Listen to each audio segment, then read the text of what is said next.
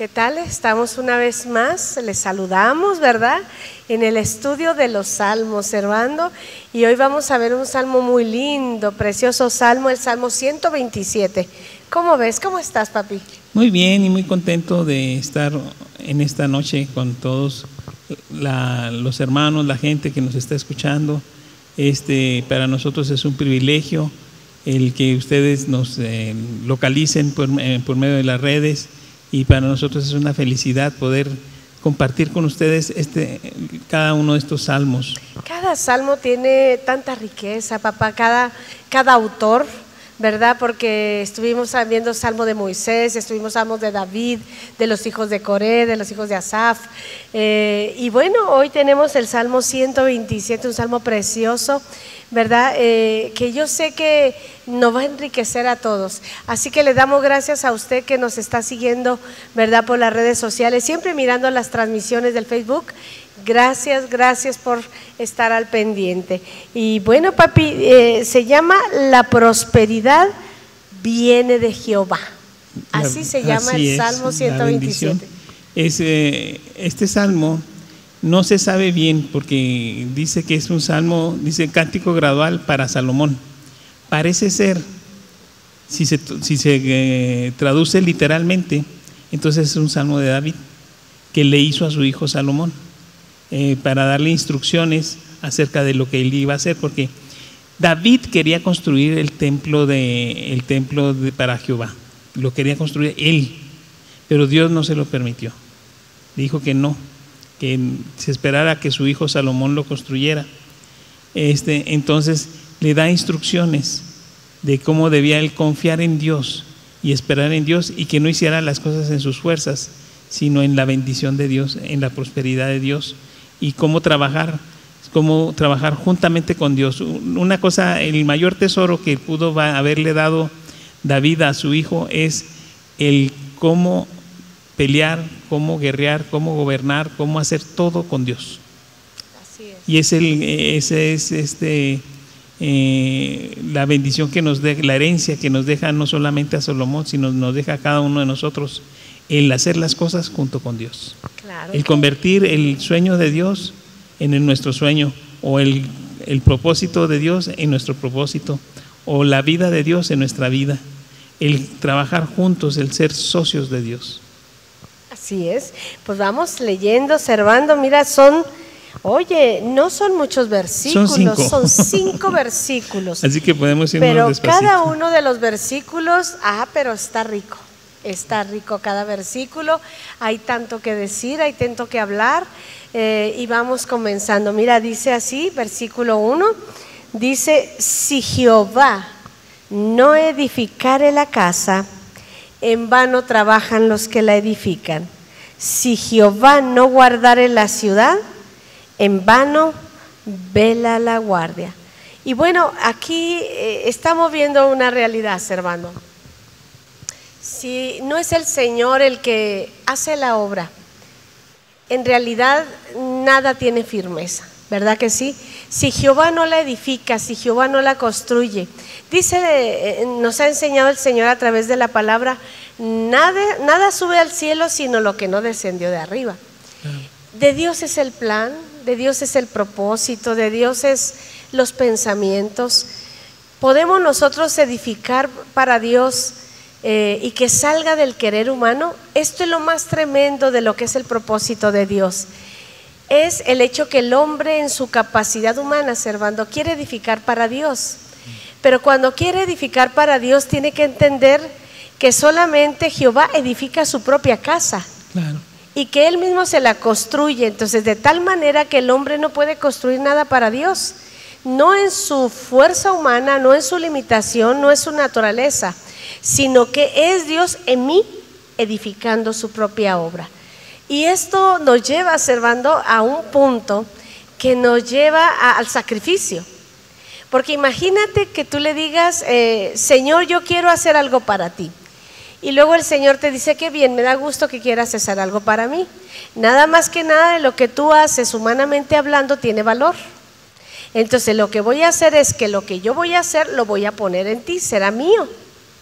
Se oye muy bonito, Pero cuando se trata de que Servando tiene que ser quitado en su área de voluntad, de su humanidad, de su mente, para que llegue lo de Dios, ¿verdad que duele eso? Eso, o sea, en teoría es muy aceptable, pero en la práctica no. En la praxis no, ¿verdad? No. Porque, bueno, tampoco Dios dice, entonces ¿Dios quiere anular al hombre? No, Dios no quiere anular al hombre. Dios lo que desea es que el hombre sea dirigido por Él. Exactamente. Dios no me quiere anular a mí, de hecho mi personalidad, Dios me hizo a mí con el carácter que yo tengo y te hizo a ti con el carácter que tú tienes. Y Él nos hizo así y así nos va a usar. Pero sí necesita trabajar con mi voluntad, necesita trabajar con mi fuerza y mi ímpetu, porque yo soy aventadota, ¿verdad? Pero el Señor le gusta ese carácter, nada más que Él me va a decir cuándo, dónde y a qué horas. Y cuando me diga detente, yo me tengo que detener. Pero para que yo llegue a ese punto se requiere proceso. Claro. Y es ahí, Servando, donde entra este inicio. Dice, si Jehová no edifica, dice, si Jehová no edificare la casa, en vano trabajan los que de él la edifican. Y lo hemos visto en la obra de Dios, Servando. ¿Te has mirado que si no es el Señor el que está metido en el asunto de Cristo, Rey de Gloria, somos incapaces de llevar la obra de Dios? ¿Estás de acuerdo? Totalmente. Tú y yo somos incapaces. Somos dependientes de Dios y somos colaboradores de Dios. Dice Primera de Corintios capítulo 3 versículo 9, nosotros, decía Pablo, somos colaboradores de Dios. No Dios es colaborador de nosotros. Nosotros somos los que colaboramos con Él.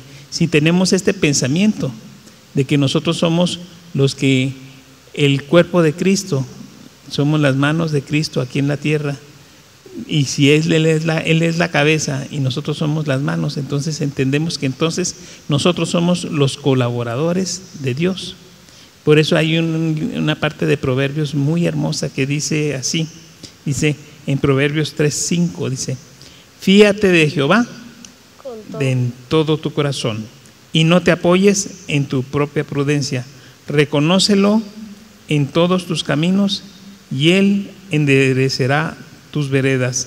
No seas sabio en tu propia opinión, teme a Jehová y apártate del mal, porque será medicina a tu cuerpo y refrigerio para tus huesos. Aquí dice, fíate de Jehová de todo tu corazón y no confíes en tus propios pensamientos. O sea, nosotros debemos de estar en el propósito y en el destino de Dios. Somos colaboradores de Dios, no Dios es colaborador de nosotros. El de las ideas y el del propósito y el que tiene todo el plan es de Dios. Hay un versículo que en Efesios 2:10 que dice, somos poesía suya, somos hechura suya, pero somos poema de Dios. Somos un poema de Dios, dice, creados en Cristo Jesús para buenas obras. Dice, las cuales Dios preparó de antemano para que anduviéramos en ellas. ¿Quién las preparó? Dios. ¿Para qué? Para que nosotros las viviéramos. ¿Qué? Buenas obras. También dice en Efesios 1:11, dice, en Él tuvimos herencia, habiendo sido destinados conforme el propósito del que hace todas las cosas según el designio de su voluntad. Entonces, nosotros tenemos propósito, diseño y destino preparado por Dios para toda buena obra. Pero nosotros debemos buscar que todo lo que hagamos sea el sueño de Dios, que todo lo que hagamos sea la alegría del corazón de Dios, que lo que hagamos esté en sintonía con Dios, porque somos colaboradores de Dios, no Dios es colaborador de nosotros, al contrario, nosotros somos el que somos la mano de Dios aquí en la tierra, somos la boca de Dios aquí en la tierra. Eso es el deseo de Dios, que seamos su cuerpo y Él la cabeza. Sí, porque en ocasiones, hermano, queremos hacer planes para Dios y luego le decimos, Señor, aquí están mis planes, bendícelos. Claro. El asunto es que así no es, es al revés. Es decirle, Señor, la obra es tuya, las almas son tuyas y la gloria también. La palabra tan franca, tan sincera que salió de Pablo después de haber peleado y haber hecho cosas que él creía que que era la voluntad de Dios y está siendo enemigo de Dios, que encierra en una frase tan sencilla que hasta cualquier niño la comprendería, es: Señor, ¿qué quieres que yo haga? Esa es la clave de pregunta, todo. ¿no? Sí, exactamente. Señor, ¿qué quieres que yo haga? Cuando yo convierto los sueños de Dios en mis sueños, entonces mis sueños van a ser los sueños de Dios. Qué lindo. Pues fíjate, comienza diciendo: si Jehová no edifica, por más que te afanes, por más que corras, no se va a edificar nada. Pero dice también algo muy lindo: si Jehová no guarda la ciudad, en vano vela la guardia. Y nos está hablando de algo muy importante, mira, sobre todo ahora que estamos viviendo este tiempo de contingencia. Claro. ¿Verdad? El Salmo 91 dice que el Señor nos guarda y nos libra.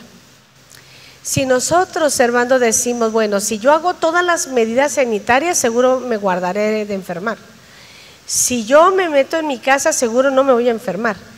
Y si yo hago, y si yo hago, y si yo, llega un momento que dice uno: ¿será? La realidad es que si no es el Señor el que nos guarda y nos libra, por más que nos afanemos, conocemos médicos honorables, preciosos, que están en este momento, ¿verdad?, graves porque se contagiaron, ni siquiera dicen: ni siquiera sé cómo me contagié. Ni cuenta. Ni sé cómo fue, ¿verdad? Sin embargo, así, ¿verdad?, podemos decir, como dice el Salmo 91, si no Él es el que nos cuida, por más que nosotros lo hagamos, nunca estaremos lo suficientemente preparados para no dejar un huequito sin cubrir. ¿Estás de acuerdo, Servando? Claro. ¿Podemos nosotros proteger, guardar? No. Por más que nos afanemos, por más que hagamos, es Dios el que pone ángeles a nuestro alrededor. Aquí dice 2 veces la palabra vano. ¿Cuál? Vano.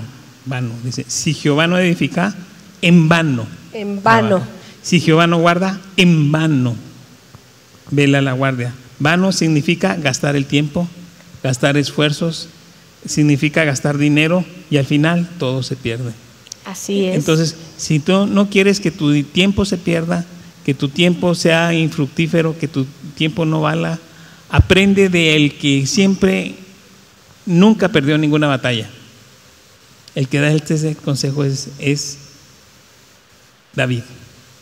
Convierte a Dios en tu socio, convierte a Dios en tu colaborador, convierte a Dios en tu jefe, convierte a Dios en tu rey, convierte a Dios en tu guía, en tu guianza. Entonces todo te saldrá bien, porque como dice Juan 15, porque separados de mí nada podéis hacer. Aquí dice vano, 2 veces vano. ¿Qué es vano? Pérdida, basura, que no valió. Y yo quiero: ¿quién quiere trabajar en vano? ¿Quién quiere gastar su tiempo en vano? ¿Quién quiere gastar sus energías en vano? Yo creo que nadie. Nadie. Entonces aquí hay una invitación a no perder tu tiempo, porque dicen que los días son muy valiosos, ¿verdad?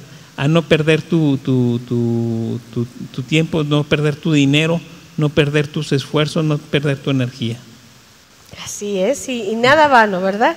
Y dice enseguida, Servando: por demás es que te levantes de madrugada y vayas tarde a descansar o a reposar, ¿verdad? Que comáis pan de dolores, pues a su amado dará Dios el sueño. Está diciendo, ¿verdad? Por más que quieras también tener ese descanso, esa paz, Él es el que nos da esos momentos de refrigerio. El afán de ser rico, el afán de ser próspero, de poseer, el afán de poseer de las riquezas, no debe de ser nuestro fin.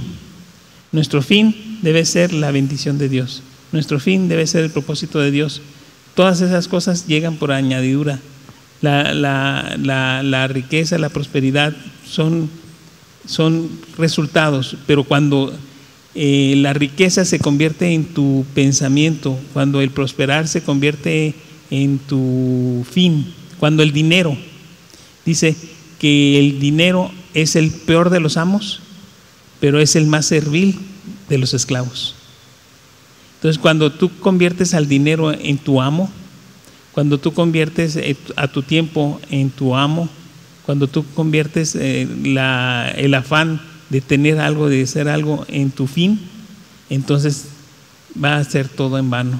Pero sin embargo, aquí hay una invitación a que pongas tu propósito y tu destino en el Señor y todo te saldrá bien. Amén, así es, ponernos en la mano del Señor. Y dice enseguida, he aquí, versículo 3, herencia de Jehová son los hijos, cosa de estima el fruto del vientre. Claro que sí, es una herencia a los hijos, ¿verdad? Tanto los hijos físicos, ¿verdad? Como los espirituales, ¿verdad? Claro que son herencia, el que nuestra generación pueda continuar el manto, nuestro legado. Dice que son herencia a los hijos. Claro, es una bendición. Yo lo he visto como médico ginecostetra, que solamente cuando Dios dice sí, es sí. Si alguien quiere tener descendencia y herencia, pídasela al Señor, porque herencia de Jehová son los hijos y la familia es una bendición de Dios. La familia, así es. Totalmente. Así que dice enseguida, continúa diciendo, como saetas en manos de un valiente. Como saetas en mano del valiente, así son los hijos habidos en la juventud. ¿Qué es una saeta? No es una flecha. Saeta es diferente. Las saetas eran unas como flechas mucho más largas y más gruesas, y tenían una punta de acero. Estaban hechas para romper, para vencer batallas. Estaban hechas para ser guiadas a una distancia larga. Estaban hechas para ser disparadas con arcos de bronce, no con arcos de madera.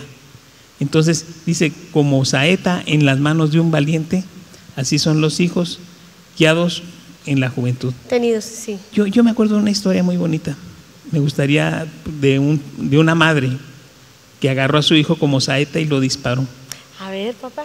Bueno, esta es la historia de Tomás Alva Edison. Tomás Alva Edison fue un gran inventor. Aquí lo tengo, todo lo que inventó. Él inventó, fíjate, los focos los inventó él. El telégrafo lo inventó él.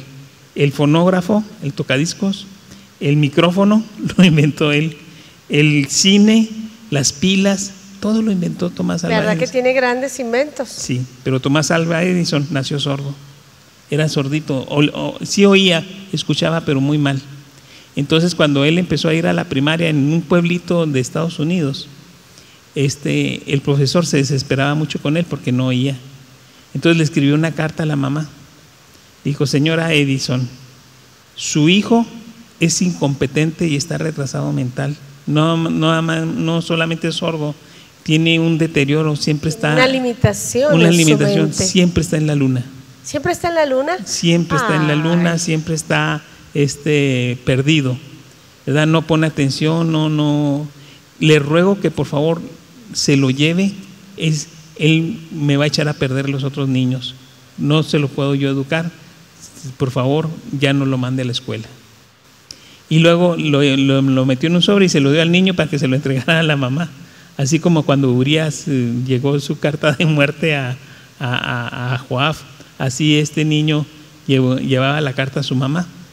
Cuando la mamá lo abrió, el niño le preguntó, porque vio que la mamá empezó a llorar. Eran muy pobres ellos. Entonces la mamá empezó a leerlo y empezó a llorar. Y le dice, mamá, ¿por qué lloras? ¿Qué dice la carta? Dice aquí una cosa muy linda, muy importante. Dice, estimada señora Edison, dice, su hijo es muy inteligente, es el mejor de todos, pero el niño no puede estar en esta escuela porque la escuela está muy mal para él. La escuela está muy baja de las posibilidades de este genio y necesita que usted lo eduque, que usted le enseñe. Eso dice la carta, que estás muy inteligente, que estás muy capacitado y no puedes ir a la escuela por eso. Y la mamá se puso a enseñarle al niño y le enseñó, y fue una gran maestra para el niño, y lo lanzó ahora sí como una saeta, así lo lanzó y lo convirtió en el niño. Desde los 12 años sacó su primer laboratorio eléctrico en un vagón de ferrocarriles que estaba arrumbado. ahí hizo su laboratorio de física, que la mamá le enseñó cómo. Una mamá aparentemente muy humilde se metió, estudió y le enseñó lo mejor de la ciencia y lo mejor que había en aquel tiempo a un niño, porque te estoy hablando a inicios del siglo pasado. Todavía no había focos, todavía no había micrófonos, no había nada de lo eléctrico. Y el niño, como una esponja, ahora sí, bajo los cálidos manos de su mamá, fue lanzado como una saeta y llegó y triunfó. Después pasó el tiempo y pasó una cosa, murió la mamá de Tomás Alva, y él, siendo un hombre de éxito, hecho y derecho, él llegó a la casa y empezó a agarrar las cosas de la mamá para guardarlas, y se encontró la carta. Él mismo vio la carta. Él mismo vio la carta y lloró, porque vio que gracias a su madre él había llegado a ser el mejor inventor que ha existido en toda la vida. No ha habido un inventor más grande que Tomás Alva Edison. Aquí lo lindo es que había una limitación, Servando, que sí la había. Sí la había. Sin embargo, la mamá decidió ni hacerle saber al niño que tenía una limitación, sino hacerle creer que era demasiado inteligente para que el niño se moviera en esa dimensión. Y aquí es donde entra la importancia de nuestras palabras. Claro, porque ¿verdad? tú le das destino a tus hijos, tú le das destino. Así a tus hijos tú le das propósito. ¿Cómo? Con tus palabras. Ahora, qué lindo, porque finalmente cuando Tomás Alva Edison se encuentra con la carta, él ya no le afectó. Dijo, ¿cómo es posible que yo tenía una limitación y mi mamá no la detuvo nada? Ella me llevó a que yo pueda avanzar y ser lo que soy, ¿verdad? Claro que lloró por la ternura y el amor de mamá, ¿verdad? Claro. Y la entrega, porque esa mujer se metió a estudiar, se metió a prepararse para llevar a su hijo y saltar las limitaciones y las circunstancias adversas. De las saetas hay una palabra de que nosotros somos saetas en las manos de Dios. Está en Isaías 49 del 1 al 3, dice: así es. Oídme costas y escuchad pueblos lejanos. Jehová me llamó desde el vientre de mi madre.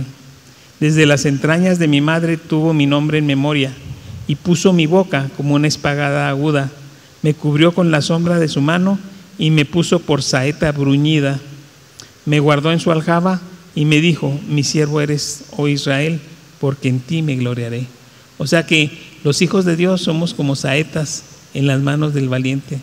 Nosotros, cuando nos ponemos en las manos de Dios, nosotros somos así, disparados hacia destinos y propósitos que ni nos imaginamos, que jamás hubiéramos podido hacer si no estuviéramos en las manos de Dios. Una saeta no es precisamente una flecha, no, pero mata.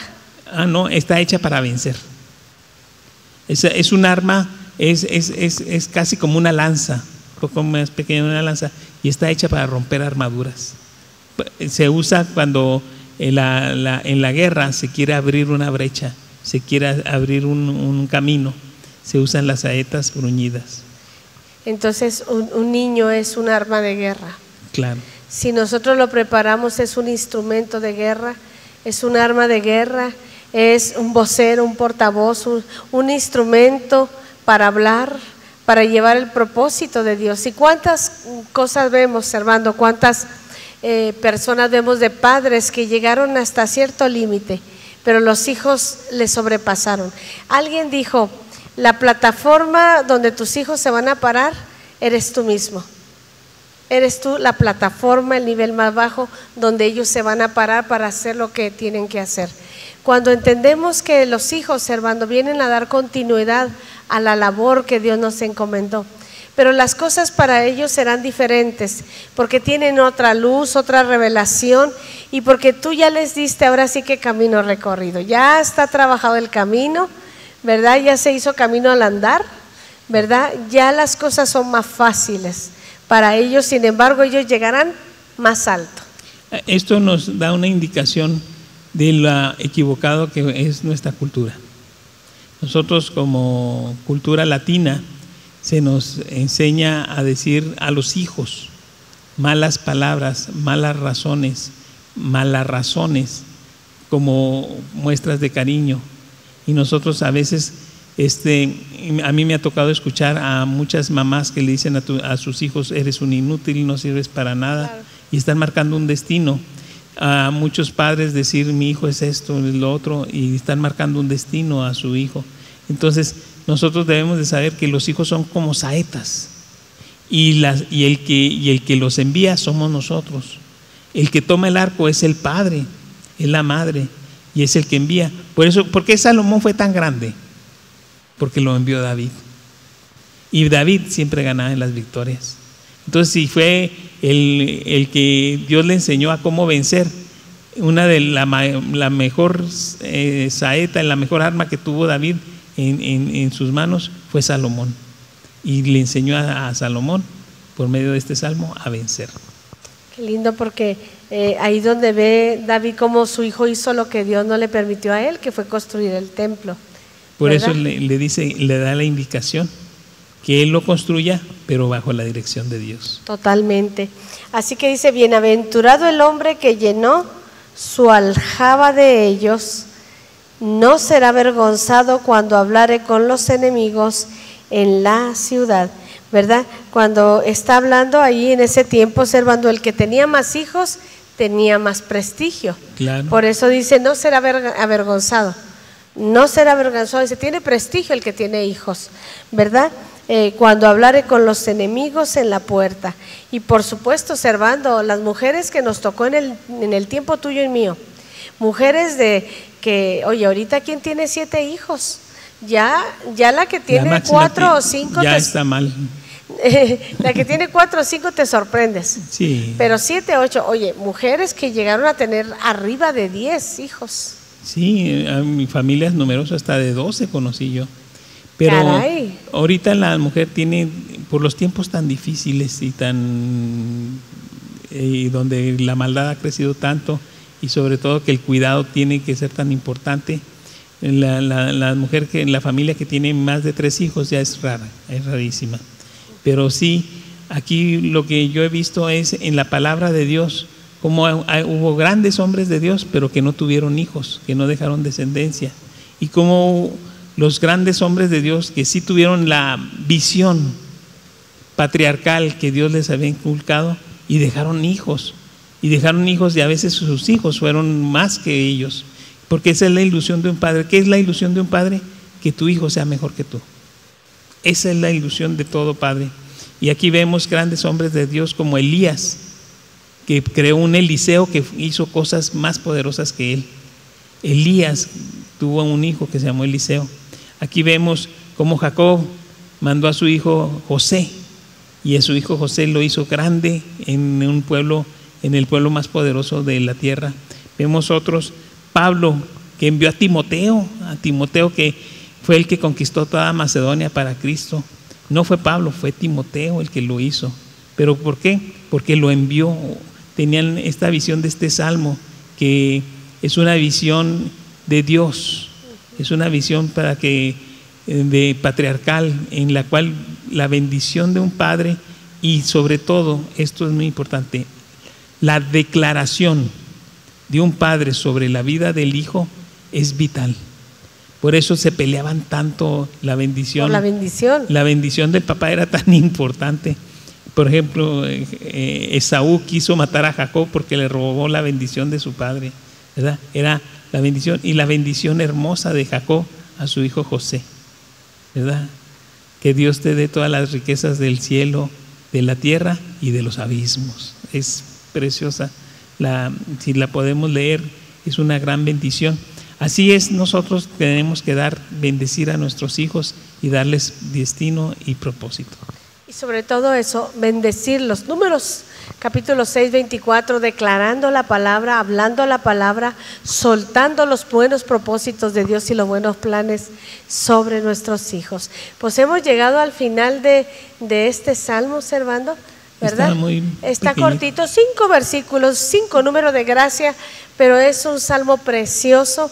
¿Qué podemos dejar? Bendigamos a nuestros hijos, bendigamos nuestras generaciones, bendigamos nuestro cónyuge, bendigamos la iglesia, bendigamos. La palabra no vuelve vacía, ¿verdad? Y el Señor cumplirá su propósito por el cual es enviado. Así Pues es. bueno, le damos gracias a usted que nos siguió en este Salmo 127, ¿verdad? Él es quien edifica, Él es quien vela, Él es quien hace todo. A Él sea toda la gloria y toda la honra. Qué gusto, ¿verdad?, que nos haya seguido en el Facebook. Nos vemos al próximo estudio de los Salmos. ¿Cómo ves, papi? Claro. Hasta la próxima. Dios le bendiga. Bendiciones.